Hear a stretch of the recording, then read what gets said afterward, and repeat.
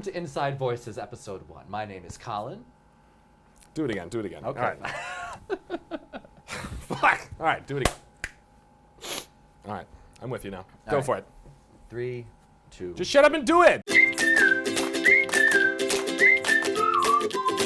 Welcome to Inside Voices. This is our very first episode. My name is Colin. I'm Adam. Okay, don't let me finish, that's fine. And we are here to discuss movies, television, whatever the hell we actually want to talk about, really. So, will you join us? I hope so. What are we going to talk about today, Adam? I want to talk about Prometheus.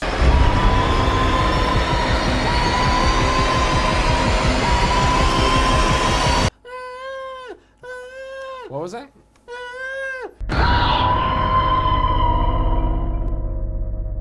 Now, we saw this movie when it first came out together. Yeah, we did. And do you remember what my comments were at the time?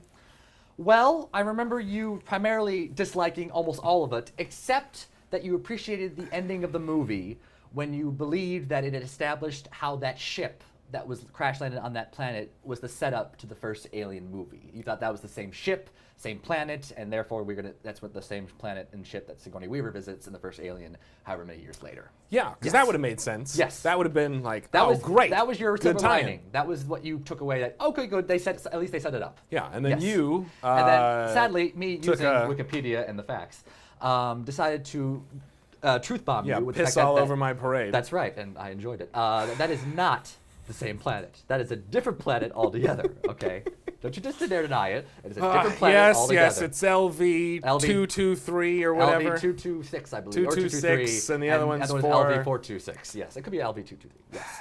Now, why that was necessary, I don't know, but I had a very negative reaction to that movie. After I told you that, you decided the movie had no purpose anymore, I believe. Is that you shouted in the parking garage. Very much multiple times. There may have been some shouting. And not unlike this show. And you know what? I've had some time to reflect, and I've changed my tune about Prometheus. I think I've reconsidered some things about the movie Taking it that from I didn't like. A B flat to an A sharp? What kind of note? Changing No, note how? well, From what to what? So, I'm okay with it not being the same planet. Okay. I'm okay with that. All right, we've grown from that. I've watched it again. I've watched a lot of the, I definitely have watched some YouTube specials, like all the answers to the things that seem that they don't make sense in the movie. Good of job, which there were YouTube. many. You've educated Adam. Yeah. Yes. Absolutely. Better than I could, but it's fine. Much better than you could. Much better than me. Much better. Apparently. We'll throw a link in the description box for some of the pieces that I watched. Not all of which I agreed with, but I thought they covered enough of the bases that I was willing to watch Prometheus again. Okay. And give it the benefit of the doubt. All right. Right. It's the first time through. I was like, this doesn't make any sense. The robot is just screwing up everything. David's just pushing buttons. Every time somebody tells him not to touch something, he touches it, and someone dies. It's a really seemed contrived. But having gone back and taken a look at it, I can start to see the connections. So I've got the fact that David is supposed to be working for Wayland, kind of against really everyone else. And while that's weird, I can go with it. So like for instance, the biggest problem for me, again, new spoiler alert, if that first one wasn't enough for you, when he's poisoning the boyfriend. Yes. Right. Yes. Black goose him in the drink. Yes. I can accept that was as some kind of experiment on Wayland's behalf. He wants to see what the black goo does. I'm still unclear about what his actual objective was there. But for some reason, he wanted to have a test subject. This way it seemed to me anyway. But what do you think what is he doing? What is David's purpose? What is David doing? Is he just investigating every possibility for Wayland to see if anything seems like it's a healing potion? Like, what's his deal? Here's my interpretation of the David character in the movie. Because yes, if it is a prequel to the Alien movies, and they're setting up the future robots that are going to show up later. In each of these movies, the robot can serve a different function. In the very first Alien, he was revealed a bad guy. He was a mole, basically. The second one, he's given a redemption story, the new robot. He's actually ends up saving the day in the second one. The third one... More spoiler alerts. Yes, by the way, sorry about that. And the third one, he kind of serves like a dual purpose. The robot himself also does the right thing, but the creator in which he is spawned from ends up being a bad guy. So it's like the best of both worlds for the third movie. Yeah. But in Prometheus, I think his goal, his ultimate objective... David's goal. David's goal, objective, is actually, yes, he's working for Wayland primarily, but I think this is going to debate, like, does he have a soul? Does he have an unconscious to speak of? No. He wants someone better to work for or to look up towards. David wants something better. David wants to. He's grown tired of humanity, in a way. What? Yes. Tired of humanity. Do you remember right before the part where he poisons the guy? Okay.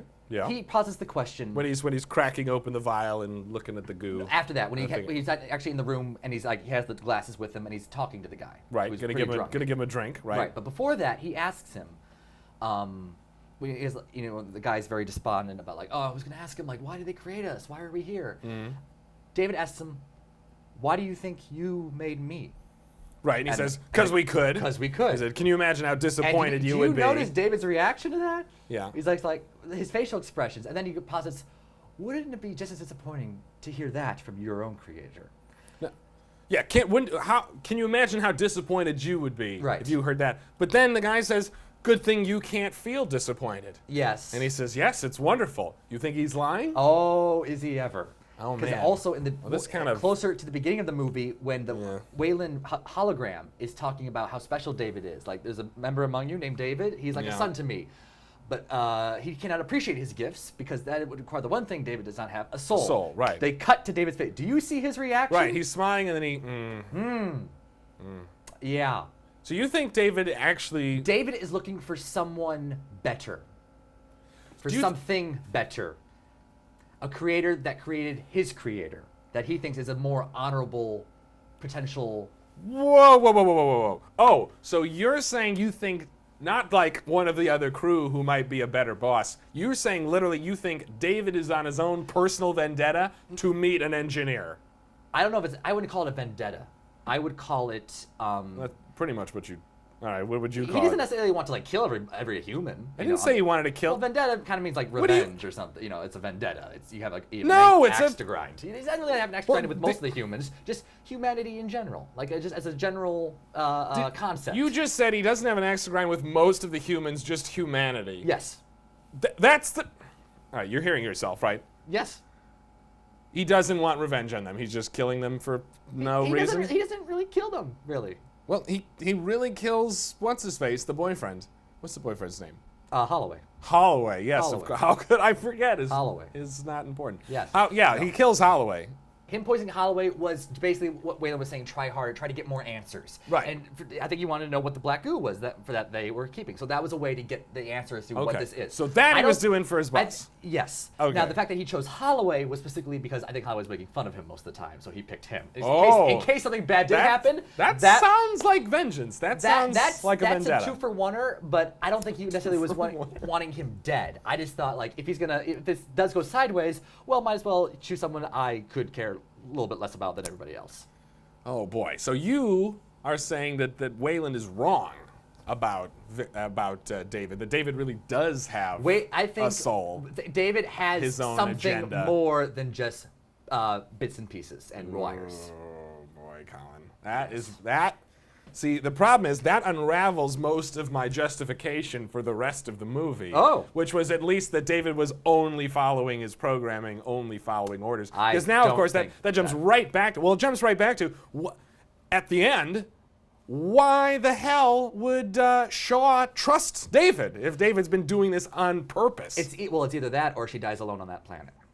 What would you do in that circumstance? I would run and take a chance to try to get. Oh, you're saying it's just a gamble? Oh yeah, just a total David gamble. Here's the thing, though. For the psychopath. The gamble is that now his head has been removed from his body.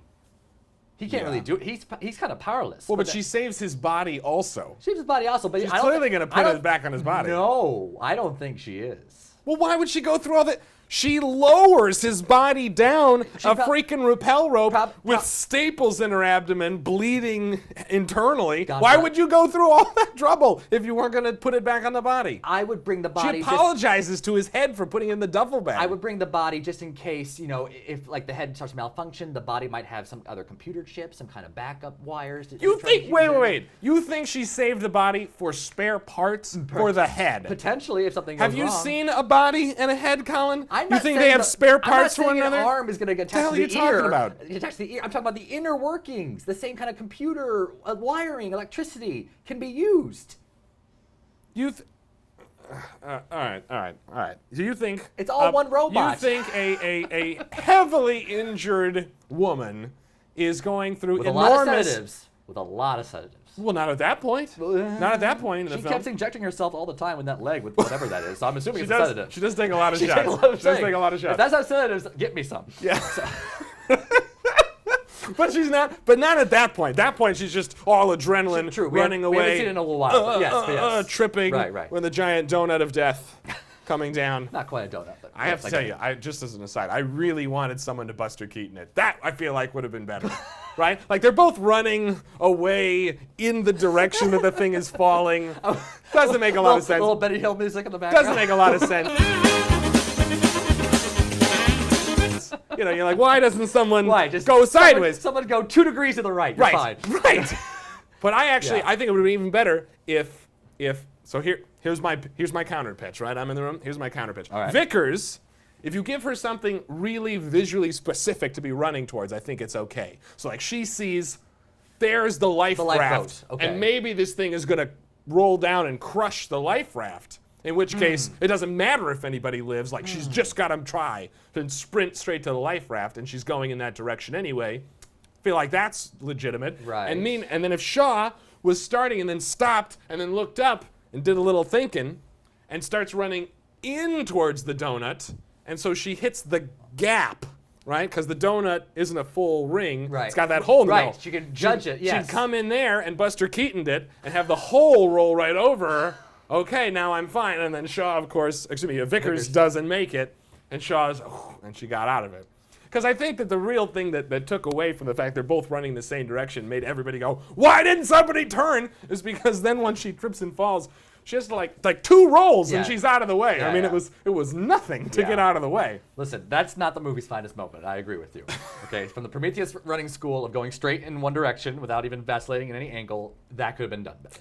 So I think I'm with you. How do you like However, it? I think right. If you got like a specific thing to run towards. Yeah, that would have made more sense. Would've made True. more sense? And then they Luckily, get a little though, distance? that whole scene lasted about only 1.5 minutes. So that Wait, doesn't is that all? I don't know. Feels like a long time. Maybe it took longer once because it does the initial landing, but then it also kind of tips over on its other end too. They both have time to look up. Nobody's moving. They both go, oh no, no. Well, to be And then fair, they start Shaw running. probably can't move as well anymore compared to Vickers because of the whole injury. But again, would you waste your precious last moments on this world lowering a body down just to not use it for what? For spare wiring? Like the ship doesn't have wiring in it? would, you know what? If he needs, Why would you trust him? If you're right and he's got a soul, then he's a psychopath. He's a murderous psychopath. Why wouldn't you keep his don't you head think he in a finds cage in a box? don't you think he finds redemption by warning Shaw, thus saving her life? Well, So so obviously again, he cares a little bit about why- her. Why would he care if he's got a soul? Like this was all perfectly clear to me when he was just a robot doing his programming. But now that you've introduced his own free will into this, it stems complicates from, everything. If anything, with Shaw, for him, Shaw is the most fascinating individual on the ship Why? because her connection to religion.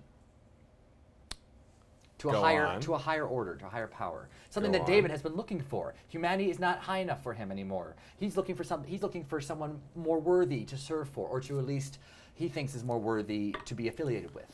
Shaw In a is, religious context. for him, since he's not religious, he can kind of, I don't know if sympathize is the right word, but he can a little bit have more understanding as to why Shaw is also looking for the same answers, looking for the same kind of higher authority. So you think David's motivation is actually that he wants to find the next level of his own creator? Like his literal creator is Wayland, and he wants to find Wayland's creator.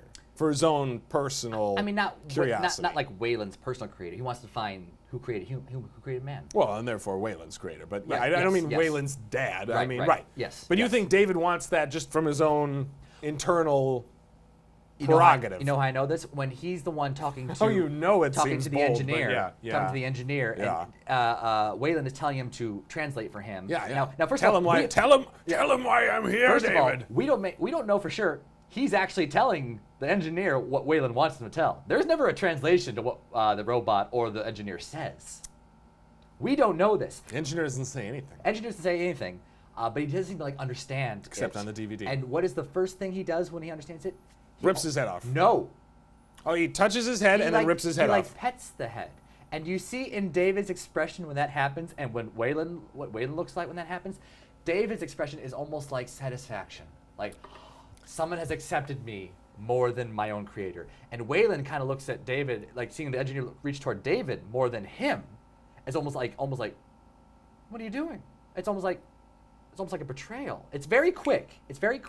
But it's almost just like, wait, you prefer him quick. him to me, It's and then so quick. It's like it never even happened in the movie. It did happen because there was a shot. So if there wasn't a shot in the movie, then Here's it the didn't thing. happen. Here's the thing. It was so quick. It's not like there is no separation between the engineer like caressing David's head and ripping off. He puts his hand right on David's head, and David does have a look of like, oh my God, it's happening. But then immediately, that's just to rip his head off and then beat Wayland to death with David's head. Right. Because since it was made by man, I'm assuming, the engineer still sees it as something to be corrected, something to be killed.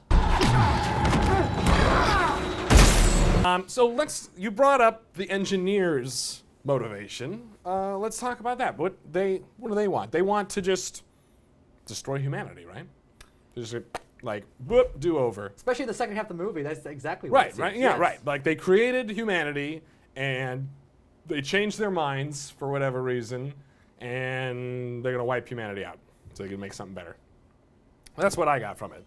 So when David says sometimes to create you have to destroy. That's in true. His, I assumed robotic, but maybe actually psychopathic free will way. I assume that was the reference. Is that Well, there are many interpretations, especially the beginning there? scene of Prometheus. You can interpret it many different ways. Yes, you could interpret it as, he's like an envoy. He has been chosen to sacrifice himself. So therefore, from him, life can disperse onto the planet from his death, and while he watches everybody else, as he leaves them behind. You could also infer, because it's not quite clear cut, that maybe he stowed away on that ship and was doing this this one engineer is doing this to spite everybody else. Wait. The engineer In the beginning in of the the movie. Yes. Not in the beginning of the movie. I'm In the beginning of I'm the talking movie. about in the beginning of the movie. Oh, the one who dissolves himself to create Yes. the DNA of the. You could. Oh, he might be rogue. You could argue he's doing that without. That's why he waited till they all left, and then decided to do it. Because, like I said, that opening sequence is so open interpretation. There's no dialogue. We don't really ever visit that scene again. There are multiple interpretations as to why is he doing what he's doing, and then that would explain later on. Maybe the rest of his people found out, and that's why they want to kill everybody, because we're a mistake. We're an accident. We're not an accident, but like an act of rebellion. We shouldn't have existed to begin with. And because of that, we're a threat to them. Just like in the Prometheus tale, once we get fire, do we even need the gods anymore? Hence the thematics Yes, we of definitely Prometheus. do need the gods. Well, Prometheus gets punished. Prometheus gets punished, but I'm talking about, does man need the gods anymore if we have the power of the gods, aka fire? Well, that was only one of the powers of the gods. Because of fire. Let's not get Greek about fire. it. In Greek That's the whole- mythology, but you could in the argue myth of that's- Prometheus. that's No, part in the of the myth thematics in the myth movie. of Prometheus, Do we not still watch need the Hercules gods. and know about the Greek. I'm my having a stroke because I can't talk to you. You're having a stroke Yeah. because your brain is barely cogent under the best of circumstances, and this is has the best of nothing to do. circumstances. This is the best of circumstances. Run a TV show. It's pretty great. But yeah. No, this has nothing to do with the Prometheus myth. That part has nothing to do with it. I think that's The part gift in of the movie. the gift of the gods wasn't. You're saying fire is to what? DNA. Life. To life itself. Life. And we can be pretty clear that the Prometheus myth is not about whether you give human beings life. Humans existed, It's you whether just make them... you give something... It's technology. You give them technology. It's whether you give something else the means to almost usurp you. Through technology, not through its own existence. Through whatever you want it to be. It doesn't have to be. No, it can't be whatever you want it to be, Colin. Depending You on- gotta have an actual reason for interpreting it this way. But hold on, I've got a bigger issue with what you're saying here. You're saying that maybe the guy at the beginning was rogue. He could have been going against orders. Right, which doesn't explain anything at all about why the engineer at the, whatever, it's the third act of the movie, Yes. would want to kill everyone. How would he even know who human beings were? If he wasn't the guy who did it, how would he even know that this thing happened? That's maybe something David translated to him. Hi, we are all humans from Earth. He is here because he wants you to help. But David wouldn't have known how they got there. David wouldn't have known that the one guy went rogue and created them. He wouldn't have been able to say, "Oh, we're the spawn of that guy you hated, like that heretic spawned us." Well, when he they- dissolved." He remember, wouldn't know anything about that. They already knew about Earth and humans. That's what they were already planning the course before the alien breakout happened. So they already know. How did they know? How indeed. How indeed, Colin? You have to fucking answer how indeed. Here's the thing, though. We're getting 2 more sequels to Prometheus. Oh boy. Okay. Let me break some news to you. Ridley Scott has signed No, on no, to I do know at that. least I know that. Alien, but they're not calling it Prometheus 2. It wasn't oh boy because we'll have more. It was oh boy, you're just doing the old we'll find out later. That's Well, to be fair, in the very first ambiguous. Alien movie, there was a we'll find out later moment, and that franchise didn't seem to suffer for it.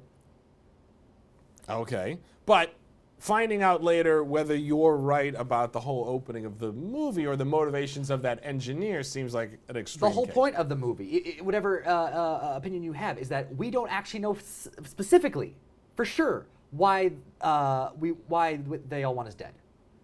We don't know that. The whole point of that is to set it up that they do want us dead. That's the important thing. The question now is for part 2 to hopefully answer, or part 3, or however the hell many these we get. Why?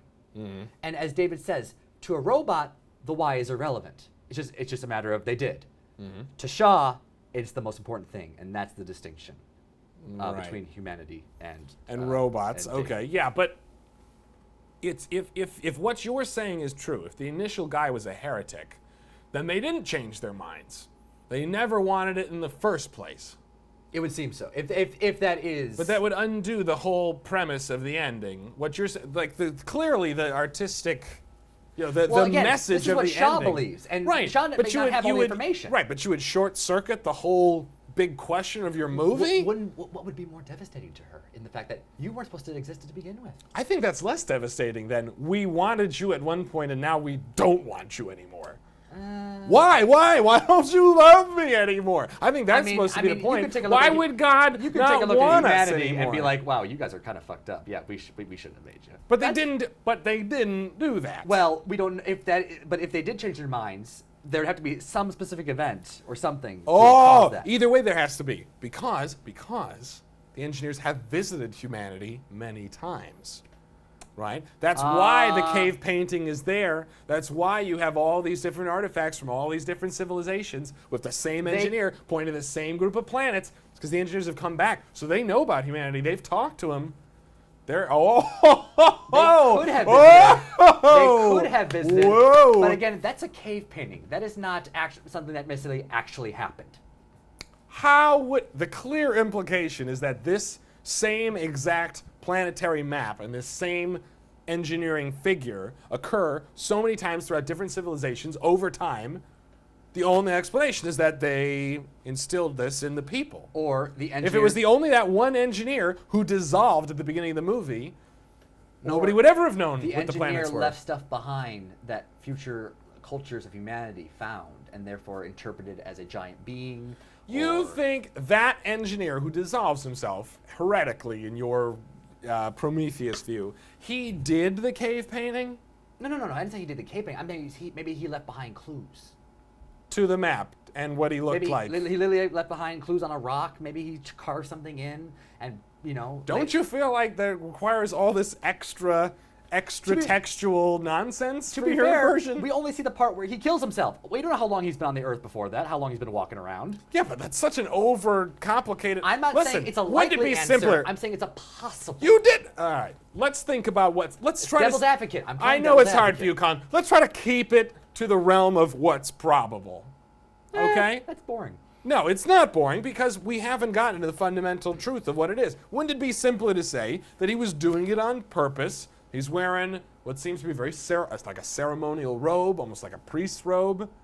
And Like a Jedi he robe. is sacrificing himself Yes. to spawn life. I feel like the whole implication, both of the mural in the big headroom and on the engineer's ship, and the implication of the hologram that David uncovers in the little recreation of their takeoff sequence with all these different planets and all these different systems, and only one of them was Earth.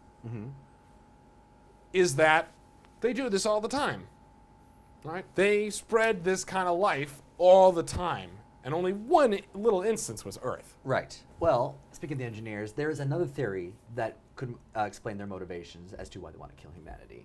Okay. If we're going to use the premise of them doing this on many planets, whether it be Earth or however many they've done before, whether it be self-sacrifice or through other means, Okay.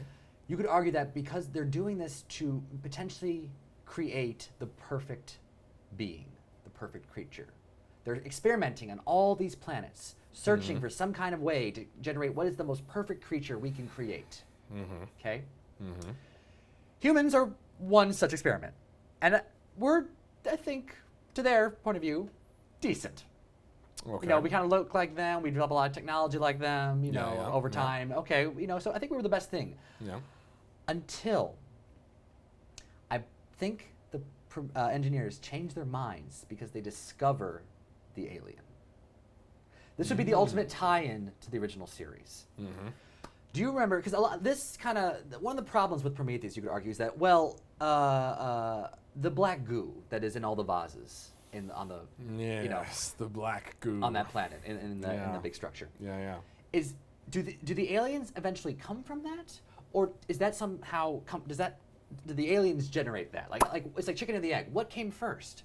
What's happening here? Because clearly the aliens do come from that. I'm not saying initial chicken and the egg, but we see the black goo mutate creatures into the alien version of them. Well, but it's such a long, someone had to be infected with it by drinking it. Then he had to impregnate someone who then gave birth to some kind of prototype chest burster type thing, which then mutated into a really big chest, face hugger type thing, which then impregnated an engineer, and then from that we got an alien. That's a very they're all long aliens. process. They're all aliens, but I understand what you mean. The order and what had to happen alien. in order to get an alien that we kind of recognize that seemed really, but the black goo, really tenuous. The black goo also mutates the little mealworms on the ground into snake. That's the problem with the black goo. It seems to have so many different functions. It doesn't have one specific type of thing that it's doing. It seems to either mutate or it can dissolve you if you're an engineer, but not a human. No human got dissolved. I hear this. So here's the thing. I heard that a lot, and even on some of the answer videos that I watched, they said that it's the black goo does different things depending on who you are. It dissolves engineers. It does this or that. I don't think there's any evidence that what the engineer drinks at the beginning of the movie is the same black. I don't think it's black goo. Except that it made all his veins black.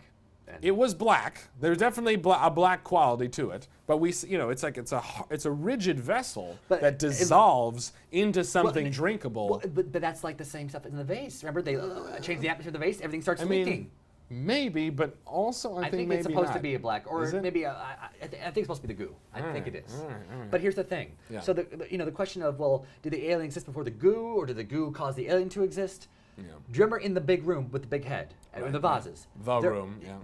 There is also a painting on a wall or something. Yeah, of the queen. Of the alien. Yeah, for sure. So everyone's just like, well, what came first? Well, obviously that had to exist somewhere for it to be a goddamn painting. Pardon my language. On the wall. So obviously the alien came first. Hold on 1 second. Yes. You're pardoned. All right, go on. You can't pardon me. Oh, no? No. Well, then who the hell are you talking to? To the audience, in case, I took the Lord's name in vain. If you believe in that Lord. Don't pardon him. well, you know, I don't need your pity. Resent him. I'm just was being nice. Anyway, so the alien came first, which means the engineers had to have met the creature first. If they did design a damn wall of it. First, it already existed. It already before existed. they exist. But who? First, in the sequence of what? It existed before what existed? Before the goo? Yes. Yes. Why? Yes. Why? I think they tried to break the alien down to goo to contain it. As a weapon. They were trying to do what Weyland-Yutani wants to do. They wanted to weaponize it. And the way to secure the weapon was to break it down somehow into a goo-like substance and keep it in a contained refrigerated atmospheric condition so that it wouldn't leak out. Obviously, on the planet, somebody did something wrong, and it did leak out, which caused all the engineers initially to die, except for the one in the tube. But I think they made it into a weapon for two reasons. One, they recognized we found the most perfect creature, even better than humanity. Do you remember in the very first Alien, the robot? Why does the company want it so much? The robot describes it as the most perfect creature. What if the engineers thought the exact same damn thing? Mm-hmm. And they thought, well, since we found the perfect creature, we didn't have to make it. Maybe we found it somewhere, or they maybe made it somewhere else. Yeah. We don't need any other creations, which would include humanity. Let's kill it all. And what better way to kill it all with the most perfect creature that you ever made or you ever found as a weapon? That is an interesting idea. Okay. Because that would also tie into Weyland-Yutani has the same opinion as to it is the most perfect creature that's ever been that existed in the cosmos. Because of its hostility, because of its defense mechanisms, because it can duplicate like no one else. It's the most perfect creature. But why then wouldn't the engineer, when he's woken up, do that plan? Why wouldn't he carry out that plan? Why wouldn't he get some black goo, splash it on everyone's faces? Well, it's in a different cargo hold. It's far away. Yeah, like why couldn't he oh yeah, follow me. I'll take you to the blah, and then goo him. Why would he start punching everyone to death? Just kill him on the spot. But I thought there's some significance to the fact that they're gonna kill the humans with the perfect creature. Isn't that like a religious significance? It's in the ship that he's about to fly off with. It's in the ship, so he's gonna use it. But why would he? But why wouldn't he do that for everybody? Why would he start killing people on his own? And once they crash the ship, why would he come after Shaw himself to just choke her to death or something instead of taking black goo with him? Because it's so unstable. What if he gets some on him? We all know how bad it gets. It's okay, but he also but he also does get killed by the alien. Ironic. But I mean, that was their plan the whole time, was just to take it there and just release it, but not get killed themselves? How were they able to control it and get it into goo if it's so volatile? That's a good question. Thank you. We do not know. No, you definitely don't know. I mean, I don't know. See this Nobody knows. Including you. Maybe Ridley Scott. Maybe Ridley Scott. Maybe that's the whole point of part 2. They're going to see how they were able to contain it into vases. Vases, eh? Or vases. Or... Did I say it wrong? No, I wasn't correcting your pronunciation. Okay. I just think the idea to be a little more proper. The idea that they're containing aliens as goo is crazy. That's a crazy thing for you to have said. No, it does not sound good. I think it sounds pretty good. Well, why once the goo gets out does it not become aliens? Because they were able to contain it. They literally stripped it to like a cellular level. For it to become back an alien, it takes a process. And that process is, and let's recap. Let's talk about process. That process Here we go. Let's chapter 1. You mutate a mealworm. You get infected by the goo. No. You mutate a mealworm into a snake. Somebody cuts that snake so its acid blood can dissolve their helmet. Then fall into a pool of goo, and it makes them into a zombie. That zombie creature. That doesn't lead to a creature. Yeah, but you don't understand why that's a problem for your theory? That the black goo makes him into a zombie as opposed to an alien? They're tearing Holloway into a zombie, but he had sex before then. Remember, he was kind of getting messed up too in the head. He looked really just like Fifield. Okay, so black goo makes you into a zombie. Gets you infected, and will eventually turn you into a zombie. But if that zombie had sex... Then the baby will be a face hugger. Then you get impregnated with a not quite a squid. With a squid prototype face hugger, similar squid type thing. like a O'Keeffe painting with teeth. And then that shoves its inner mouth down your throat. Down an engineer's throat. Down an engineer's throat. Right. Or somebody else. That. To impregnate him. And that evolves into alien-like. Engineer hyphen alien. Human hybrid alien. Which So- is why it doesn't look like any of the ones we see here. Right, because It doesn't come we've from a- seen, we don't because ha- these are all human-bred Right. aliens. Well, except for Alien 3 with the dog. But they all come from an egg, But from a queen. We haven't gotten that which yet. looks very. Now here's a small issue. Like I'll accept that, and I think in the Alien versus Predator movies, you see a predator-bred alien that has That's like the AVP2, right yes. that has the dreads. Pred alien, Right, yes. it's got the dreads. and Whatever it's the got some host stuff. is, it takes on characteristics of said host. So yes. I will go for that. Yes. I will go for that. That's Yes. established in the world. Yes. I will say, Alien 3's alien, bred in a dog, In the theatrical version? right, Yes. looks. Yes, or an ox, if you will. An But ox is- either, if you care about the special edition, I'm it's an gonna. ox. I mean, either way, this problem will be the same problem. But it it looks very much like the first Alien. You know, it definitely runs on all fours. It's faster. It's a little more aggressive. But broad strokes, it looks very much like. It's a little bit smaller. A little bit smaller, it's but- smaller, and it's more ferocious in terms of Fair enough. when it actually But gets otherwise, it looks very much alike. Can we agree? I mean, it's clearly related. well, all the aliens will kind of look alike. It's just a matter of Except the one that evolves from the engineer, or that births from the engineer, Well, looks the least alike. Can we agree on that? but it still has most of the features. It has the elongated head. It has the thing that comes out of its mouth. But it's much. It is different from the rest of Like I them. said, it's like a proto alien. Here's the thing: if the engineers are supposed to be a DNA match for humans, why does it look so different? because they're not kinda a crazy. complete DNA match. That little snippet right. they had of the human I have DNA to say match. that could have been clearer in the movie. That was- I'm willing yeah. to give you that one. You know, some chromosomes line does up. have because the whole we do look like each other. You know, DNA match Right. graphic, which maybe was a step too far. it was a step too maybe far. It should have just been like I'm pretty sure if they had taken and explored the entire DNA chain, yeah, there'd be some differences. Hmm. So, but I think for that snippet, just to prove, do we come from them? Is there enough DNA markers in ours and theirs to match? For a record, That's what I think it's about. for the record, quick science warning. Yes. That was not supposed to be the entire DNA sequence. That was a chromosomal match. Oh, okay, good. With dark and light spots, all of which lined up. That's the same kind of test you would do in a courtroom as opposed to sequencing the entire DNA, which I think actually would have been a little more interesting. This has been but- your science lesson from Adam Rubin. The more you know. The less you care. Anyway, keep going. You know, Colin, you have a moral duty to the public. Do I? Not to just. That's what you're for. I have an immoral duty. All right, well, ignore him. He's an idiot. Thank you for. I hope you enjoyed this episode of Inside Voices with Adam and, to a lesser extent, Colin.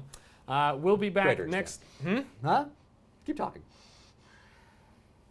Please leave any questions you have or comments about what we've talked about or other things that are on your mind in the comment section below the thingamajig.